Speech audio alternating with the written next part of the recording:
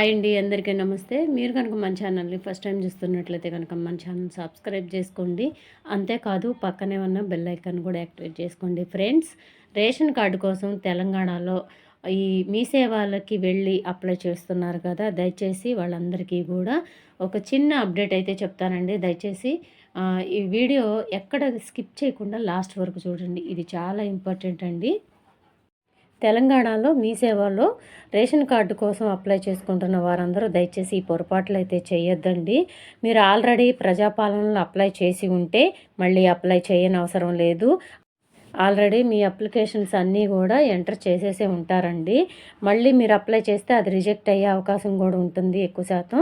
ఇంకొకటి ఏంటంటే, మళ్ళీ మొన్న గ్రామ సభలు అయితే 4 రోజులు నిర్వహించారు కదా, అందులో కూడా కనుక మీరు అప్లికేషన్ ఇచ్చుంటే రేషన్ కార్డుల కోసం ఎవరినైనా యాడ్ చేసుకోవడం కోసం కానీ, ఈ కొత్తగా ఎవరైనా సరే పెళ్ళైన వాళ్ళు కానీ, కొత్త రేషన్ కార్డుల కోసం కానీ ఎవరైనా సరే అప్లికేషన్ పెట్టి ఉంటే కనుక మళ్ళీ మీ సేవలో అప్లై చేయొద్దండి దయచేసి.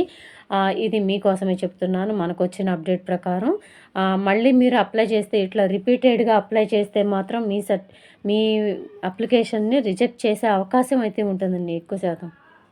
ఇంకా చాలా లేట్ కూడా అవ్వచ్చు మీరు అలా రిపీటెడ్గా అప్లై చేస్తూ ఉంటే కనుక. అందుకని ఏం చేస్తారంటే, దయచేసి ఆల్రెడీ అప్లై చేసిన వాళ్ళు మళ్ళీ అప్లై చేయకండి. అలా అప్లై చేయడం వల్ల ఏంటంటే, ఈ ప్రాసెస్ అనేది ఇంకా లాంగ్ అయిపోతుందండి. ఎందుకంటే రిపీటెడ్గా ఆ అప్లికేషన్లు వస్తూనే ఉంటాయి. మళ్ళీ అవి వెరిఫై చేయడానికి చాలా లాంగ్ టైం అయితే పడుతుంది.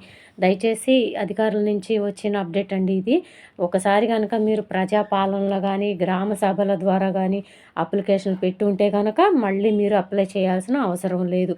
ఇది ఎవరి కోసం అంటే, అసలు ఇప్పటి వరకు కూడా అప్లై చేయని వాళ్ళ కోసం మీ సేవల్లో అప్లై చేసుకోవచ్చు. కొంతమంది ఏమనుకుంటారు అంటే, మనం ఆల్రెడీ అప్లై చేసాము కానీ లిస్టులో రాలేదు, మళ్ళీ ఇంకోసారి అప్లై చేద్దాము ఇంకా తొందరగా వస్తుందేమో అనుకుంటారేమో. అలా కాదండి. ఆల్రెడీ మీరు అప్లై చేసిన ప్రాసెస్లోనే ఉంటాయి, కానీ కొంచెం టైం పడుతుంది. మళ్ళీ మీరు అప్లై చేశారనుకోండి, మళ్ళీ ఈ అప్లికేషన్ వెరిఫై చేయడానికి ఇంకొంత సమయం లాంగ్ అవుతుంది. ఇవి మొత్తం మళ్ళీ ఆన్లైన్లో ఎంటర్ చేసేసరికి టైం పడుతుంది. కాబట్టి దయచేసి అలా చెయ్యొద్దు. మీరు ఆల్రెడీ అప్లై చేసి ఉంటే ఇంక వదిలేయండి, మళ్ళీ అప్లై చేయాల్సిన అవసరం లేదు. సో ఇదండి మనకు తెలిసిన ఇన్ఫర్మేషన్ రేషన్ కార్డుల గురించి. తెలంగాణలో మీ సేవలో రేషన్ కార్డుకి అప్లై చేయాలనుకున్న వాళ్ళు ఇదైతే దయచేసి గుర్తుపెట్టుకోండి. ఈ వీడియో కనుక మీకు నచ్చినట్లయితే మీ ఫ్రెండ్స్లో, ఫ్యామిలీ మెంబర్స్లో అందరికీ షేర్ చేయండి. వీడియో నచ్చితే కనుక ఒక చిన్న లైక్ ఇచ్చి సపోర్ట్ చేయండి. Thank you.